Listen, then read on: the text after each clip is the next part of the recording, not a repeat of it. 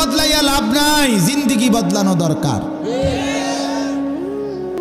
আসরের পরে একজন, মাগরিবের পরে একজন, এশার পরে দুইজন, হুজুর তো বদলাইছে 5 জন। আমনে বদলাইছেন নি? আমনে হিটা কর।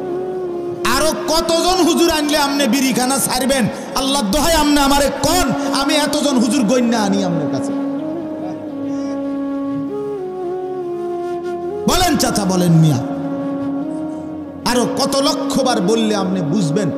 গালি দেওয়া, টেলিভিশন দেখা, আপনার স্ত্রী বেপর্দা থাকা, ছেলে মেয়ে নামাজ না পড়া, এটা আপনার বরবাদি, এটা আপনার জাহান্নামে যাওয়ার কারণ। আপনার ঘরে আপনার ছেলে 1 ওয়াক্ত নামাজ পড়ে না, এত বড় জানোয়ার আপনি ঘরে পালেন কেন মিয়া?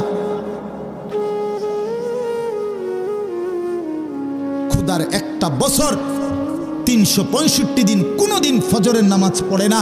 আপনার 18 বছরের ছেলেটা, 18 বছরের মেয়েটা এত বড় অসভ্য, জঙ্গলি, হাইওয়ান, জন্তু, জানোয়ার আপনার ঘরে কেমনে ঘুমায়? আপনি মুসলমান না? আপনি মরতেন না মিয়া? আপনি কবরে যাইতেন না? জিন্দিগি মানে ভাত তরকারি নাকি? তা জীবন মানে ফাঙ্গাস আর তেলাফিয়া?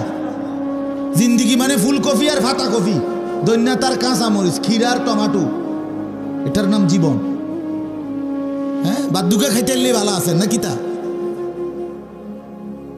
আস্তাগফিরুল্লাহ, আস্তাগফির।